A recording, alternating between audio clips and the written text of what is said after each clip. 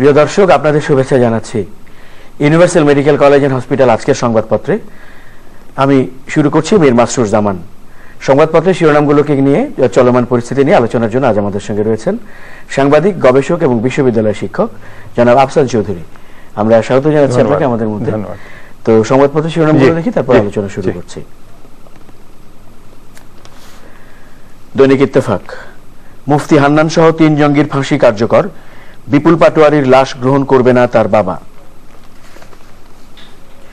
মানব জমিন, জনগণকে অন্ধকারে রেখে চুক্তি সমঝোতা হয়েছে খালেদা জিয়া। আমাদের সময়, মঙ্গল শোভাযাত্রার সঙ্গে ধর্মের সম্পর্ক নেই প্রধানমন্ত্রী। যায় যায় দিন, বর্ষবরণের সর্বোচ্চ নিরাপত্তা, তবু উৎকণ্ঠায় নারীরা। দৈনিক ইনকিলাব, প্রধানমন্ত্রী ভারত সফর, খালেদা জিয়া জনগণকে বিভ্রান্ত করছেন শেখ হাসিনা। ভোরের কাগজ, ৩ হুজি জঙ্গির ফাঁসি, কাশিমপুর জেলে মুফতি হান্নান, বিপুল, সিলেটে রিপনের মৃত্যুদণ্ড কার্যকর। আমাদের অর্থনীতি, সব চুক্তি নবায়ন হবে খালেদা, শেখ হাসিনা তৃপ্ত হলেও জনগণ এই সফরে আতঙ্কিত। দৈনিক দিনকাল, খালেদা জিয়া আজ আদালতে হাজিরা দেবেন। দৈনিক সংগ্রাম, ২০ দলীয় জোটের বৈঠক অনুষ্ঠিত। The independent, no link of religion with Baishakh celebration, says prime minister. Daily observer, Mufti Hannan cohorts hanged, grenade attack on UK envoy. The Financial Express, Bangladesh Bank allows foreign companies to issue Taka bond. Our Times, stay alert about spreading confusion on Poila Boishakh, Prime Minister. শিরোনামগুলো দেখছিলাম সংবাদপত্রের। আজ জানি যে আজ বেলা শেষেই শেষ হয়ে যাবে বাংলা একটি নতুন বছর এবং উদযাপন করা হবে চৈত্র সংক্রান্তি, আর তারপরের সকাল নিয়ে আসবে নতুন বাংলা বছর। তো আমরা দর্শকদেরকে বছর শেষের শুভেচ্ছা জানাই। শুভেচ্ছা জানিয়ে শুরু করছি আলোচনা, এবং আমরা প্রধান শিরোনাম হিসেবে যেটি দেখতে পাচ্ছি সেটি হচ্ছে যে মুফতি হান্নান সহ ৩ জনের ফাঁসি কার্যকর করা হয়েছে।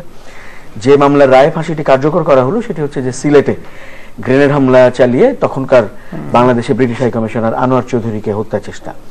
আমরা জানি যে মুফতি হান্নান সহ তার সহযোগীদের বিরুদ্ধে পয়লা বৈশাখে রমনা বটমূলের হামলা সহ বেশ কিছু, মাননীয় প্রধানমন্ত্রী শেখ হাসিনাকে হত্যা চেষ্টা মামলা সহ আর অনেকগুলো এরকম মামলা রয়েছে।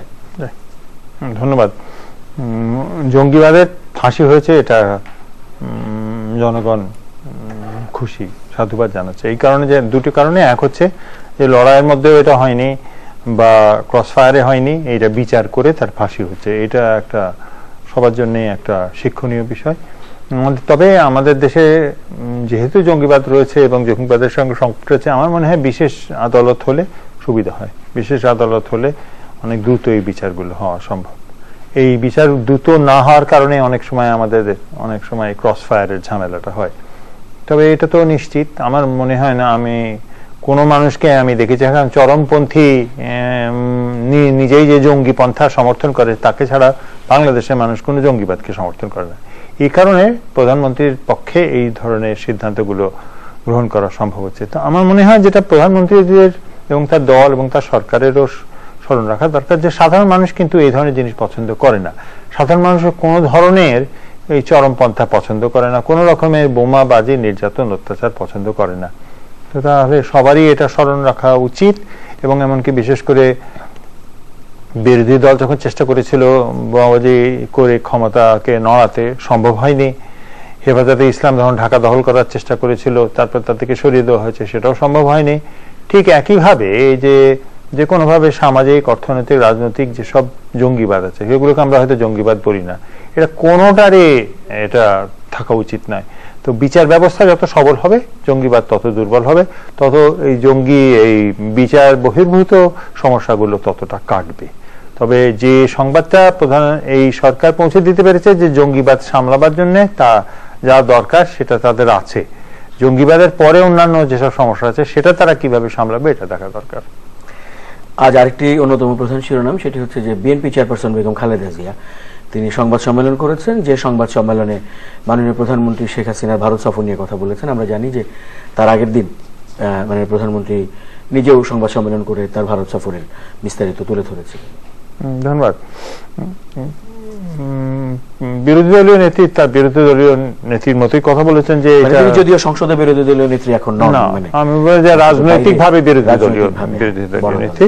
তবে স্মরণ রাখা দরকার যে এইটা বাংলাদেশ যতগুলো সফরে গেছে তার মধ্যে সবচেয়ে সবল অবস্থায় বাংলাদেশ এখানে গিয়েছিল। সেটার জন্য বাংলাদেশের কিছুটা ভূমিকা আছে, কিন্তু বড় ভূমিকা হচ্ছে যে আন্তর্জাতিক পর্যায়ে একটা পরিবর্তন হচ্ছে, মৌলিক পরিবর্তন হচ্ছে, এবং মৌলিক পরিবর্তনটা একটা অন্যতম কারণ হচ্ছে পুঁজি।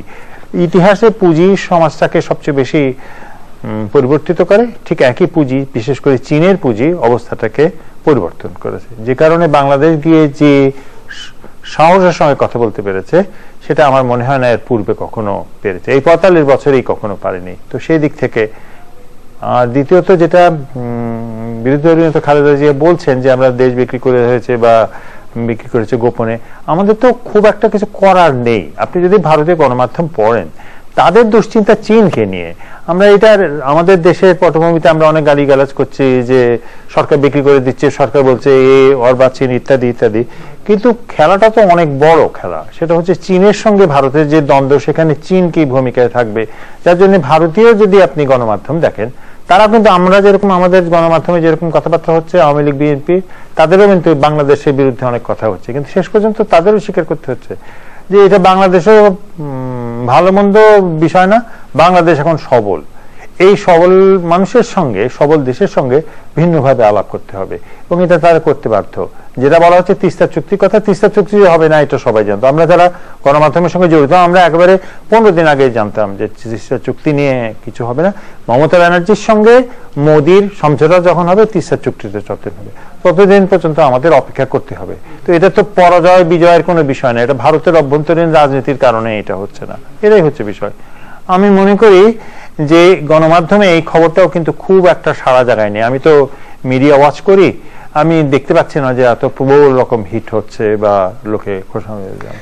বেগম খালেদা জি আরেকটি কথা বলেছেন যে প্রধানমন্ত্রী শেখ হাসিনা, মাননীয় প্রধানমন্ত্রী শেখ হাসিনা তিনি ধর্ম নিয়ে রাজনীতি করছেন, এরকম একটি কথা বলেছেন। আমরা জানি যে তার আগের দিনের প্রেক্ষাপটটি হচ্ছে যে আলেম নেতারা মানে প্রধানমন্ত্রীর সঙ্গে দেখা করেছিলেন, সেখানে তিনি মাদ্রাসার কওমি মাদ্রাসার সনদকে স্বীকৃতি দিয়েছেন, শিক্ষাগত স্বীকৃতি দিয়েছেন, এবং আরো কিছু ধর্মীয় বিষয় নিয়ে কথা বলেছেন।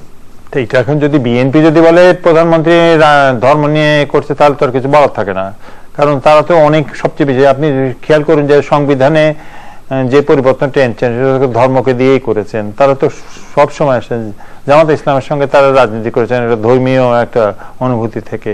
পরবর্তীকালে হেফাজতে ইসলামকে দিয়ে ঢাকা দখল করার চেষ্টা তো বিএনপি করে, যেটা বলা হচ্ছে যে মূর্তি সরানোর ব্যাপারটা আরো অন্যান্য বিষয়। এটা আমি মনে করি আজকের দিনে এটা বাস্তবতা যে বাংলাদেশের মানুষ ধর্মকেন্দ্রিক। বাংলাদেশের মানুষ যেহেতু ধর্মকেন্দ্রিক, প্রধানমন্ত্রী যেই জিনিসটা করছেন রাজনৈতিক ভাবে সেটা হচ্ছে তিনি কাউকে বাদ রাখবেন না। এবং গ্রামে যে পরিবর্তনটা হয়েছে, এই যে নতুন মধ্যবিত্ত গ্রামে তৈরি হয়েছে, সবল মধ্যবিত্ত, এরাও ধার্মিক। তো কেন তিনি এমন একটা কিছু করবেন যাতে করে এদের মধ্যে জনপ্রিয়তা হারাবেন? এটা তো আওয়ামী লীগের সবল হওয়ার সময়, এবং আওয়ামী লীগ সফলভাবে সবল হচ্ছে, তরিকত একটা সবল হয়ে গেছে, ইসলামী ঐক্যজোট তার বিরুদ্ধে যেতে পারছে না, হেফাজত একটা বড় একটা সংগঠন পরিবর্তন, কিন্তু কোনোটাই রাজনীতি আওয়ামী লীগের প্রতিপক্ষ না। আওয়ামী লীগের একটাই প্রতিপক্ষ আছে, সেটা হচ্ছে বিএনপি। অর্থাৎ বিএনপিকে ঘায়েল করার জন্য যা প্রয়োজন আওয়ামী লীগ সেটা করবে, এবং সেটা যদি ধর্ম নিয়েও রাজনীতি করতে হয় সেটাও আওয়ামী করবে। কিন্তু প্রধানমন্ত্রী যেটা করবেন না, তিনি নিজেকে কিছুতেই এমন কোনো অবস্থানে নেবেন না যাতে লোকে বলতে পারে যে ধর্ম বিরোধী, এ কাফের, এ নাস্তিক ইত্যাদি। অতএব ধর্ম নিয়ে রাজনীতি করার দরকার হবে না। খালেদা জিয়া যদি আসেন তিনি একই কাজ করবেন। আমার মনে হয় না এটার মধ্যে তফাৎ আছে কোনো। আমরা মাননীয় প্রধানমন্ত্রীর বরাত দিয়ে সংবাদ শিরোনাম দেখতে পাচ্ছি আমাদের সামনে রয়েছে। তিনি বলেছেন যে ধর্ম পালন করি, ধর্ম নিয়ে রাজনীতি করি না। এবং তিনি যে ভারত সফর নিয়ে বেগম খালেদা জিয়ার যে বক্তব্য, সেখানেও তিনি বলেছেন যে গোপন কোনো চুক্তি সেখানে হয়নি, তিনি বিভ্রান্তিকর বক্তব্য দিয়েছেন। গোপন চুক্তি কি হতে পারে আমাদের সাথে? এইটা তো একটা মানে রীতিমতো একটা জুজুর ভয়ের মতো বিষয় হয়ে গেছে। আমাদের সঙ্গে কি এমন গোপন চুক্তি? আমাদের প্রতিরক্ষা নিয়ে যে লোকে বলছে চুক্তি হবে, তো প্রতিরক্ষা নিয়ে আমাদের রক্ষা করার কি আছে? ভারত যদি চায় বাংলাদেশকে দখল করতে তাতে কয়েক ঘন্টা লাগবে, তো আর গোপন কি যে তুমি আমাকে দখল করো না? যেটা বলতে পারে কিছু কিছু বিএনপি সমর্থিত মানুষ বলে থাকে যে বিএনপি যাতে ক্ষমতায় না আসতে পারে, সেই রকম একটা চুক্তিতে। এটা কি কোনোদিন সম্ভব? যে সরকার থাকলে ভারতের সুবিধা হয় সেই সরকারকে ভারতের তো সমর্থন জানাবে। এটা তো কোনো গোপন চুক্তির তো দরকার হয় না, এটা তো খুব খোলামেলা ঠিক করে। আমরা যে চীন থেকে এতদিন ধরে এত অস্ত্রশস্ত্র নিয়ে আসছি, এরকম কোনো চুক্তি আছে? কিনছে, প্রতিরক্ষা দপ্তর কিনছে। অর্থাৎ আমার মনে হয় এটা একটু বাড়াবাড়ি হয়ে যাচ্ছে। তবে বাংলাদেশের রাজনীতির পরিপ্রেক্ষিতে এটা তেমন কিছু সিরিয়াস কিছু না। আমরা এখানে শিরোনামে যেমন আজকে অনেকগুলো শিরোনামই আমরা জানি, যেহেতু একদিন পরই তো নববর্ষ, বর্ষবরণ হবে। বর্ষবরণকে ঘিরে অনেক রকম সংবাদ শিরোনাম রয়েছে। অন্যতম প্রধান শিরোনাম হিসেবে নিরাপত্তার বিষয়গুলো এসছে সেখানে। একটি ছবি এখানে প্রায় সব সংবাদপত্রেই ছাপা হয়েছে, সেটি হচ্ছে চারুকলা ইনস্টিটিউট, ঢাকা বিশ্ববিদ্যালয়ের চারুকলা অনুষদ এখন, যেটি থেকে আসলে মঙ্গল শোভাযাত্রাটি বের হয়। যে মঙ্গল শোভাযাত্রা এবার ইউনেস্কোর স্বীকৃত হয়েছে হেরিটেজ হিসেবে। তো সেই চারুকলা অনুষদের দেয়ালে যে ছবিগুলো ছিল, বিশেষ করে পয়লা বৈশাখ সামনে রেখে এগুলো আরো উজ্জ্বল করা হয়, কাজ করা হয়, সেগুলোতে কালি দিয়ে ঢেকে দেওয়া হচ্ছে। কেউ না কেউ মাঝরাত থেকে সেই কাজটি করেছে। তা আমার মনে হয় এটা যখন এটা একটা বেশ একটা বিতর্কিত না হলো, এটা নিয়ে একটা দুপক্ষ আছে, তাহলে এটা একটু রক্ষা করার ব্যবস্থা করা উচিত ছিল। এরা আইন শৃঙ্খলা পরিস্থিতি যারা শোভাযাত্রা নিয়ে কোনো বিতর্ক আমরা আসলে ওরকম দেখি, এবং এইটা একটা হয়েছে, এটা যে এটা হতেই পারে। বাংলাদেশে এরকম অনেক কিছু হয়, সারা জীবন তো আমরা এটা কমিয়ে রেখেছি। তাহলে একটু রক্ষা করার ব্যবস্থা উচিত ছিল। আর বাংলাদেশ পুলিশ যদি চায়, এটাকে ধরতে বাংলাদেশ পুলিশের কয়েক ঘন্টা লাগবে। এটা এমন কোনো বড় কিছু না। তবে মনে রাখতে হবে যে একটা প্রতিপক্ষ আছে, এই প্রতিপক্ষ এইরকম ব্যবহার করতে পারে।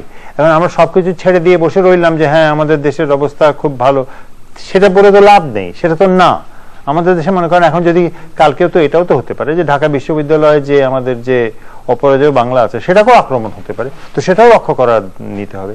আর যে জিনিসটা হয় যে মঙ্গল শোভাযাত্রা কিছুদিন ধরে হয়ে, এটা যেহেতু ধর্মীয় একটা লেবাস দেওয়া হয়েছে, সেই কারণে এটা বিতর্কিত। আরেকটা জিনিস খেয়াল করা দরকার যে এই ধর্ম নিয়ে আলোচনা এবং বিতর্ক এবং ধর্মকে ছোট করার যে প্রবণতা, তারাই কিন্তু মঙ্গল শোভাযাত্রার পক্ষে বিভিন্ন সময় দাঁড়িয়েছে। তার ফলে তাদের কারণেই মঙ্গল শোভাযাত্রাটা বিতর্কিত হয়েছে। আমার মনে হয় একটু সহিষ্ণুতাটা সবার থাকা দরকার। আমি আজকে আমার স্টুডেন্টদেরকে বলছিলাম যে মঙ্গল শোভাযাত্রার বয়স কয়েকশো বছর। এর কারণ হচ্ছে এটার সঙ্গে খাজনা দেওয়ার সম্পর্ক। তো খাজনা মানুষ সবসময় এরকম রং ঢং করে, জমিদারের সময়তেও করেছে, এই মোগল আমলেও করেছে, এখন সেটা হয়েছে। মাঝখানে অনেকদিন ছিল না, তারপরে আবার চালু হয়েছে। এটাকে নিয়ে যে এটা আমরা বাঙালি সংস্কৃতি, এটা বলার তো দরকার নেই। এটা তো চালু করেছে একটা অবাঙালি, সেদিক থেকে আকবর। বাংলার সংস্কৃতি, এটার সঙ্গে বাঙালি বলে আমরা যেটাকে করি যে আমরা আরেকটা আমাদের পরিচয় বা জাতিসত্তা বোধকে আমরা ছোট করি। কাউকে ছোট না করলেই তো হলো, এতটা এই করলে হয়। কিন্তু পরিবর্তন কোন জায়গায় হয়েছে? পরিবর্তন হচ্ছে যে আমাদের গ্রামে শহরের যে গোষ্ঠীটা এটাকে সমর্থন করে তাদের রাজনৈতিক পরিচয় তৈরি করছিল, তারা অনেক দুর্বল হয়েছে। অন্যতম কারণ হচ্ছে তাদের পক্ষে যে রাষ্ট্রীয় সমর্থন ছিল সেটাও দুর্বল হয়েছে রাজনৈতিক কারণে। সে কারণে তারা একটু নিজেদেরকে একটু দুর্বল ভাবছে। তো অনেক ধন্যবাদ আজকে সময় দেওয়ার জন্য জনাব আহসান চৌধুরী। প্রিয় দর্শক, আপনাদেরও ধন্যবাদ সঙ্গে থাকার জন্য। ভালো থাকবেন সবাই। Universal medical college and hospital আজকের সংবাদপত্রের আজকের আয়োজন এখানেই শেষ করছি। শুভরাত্রি।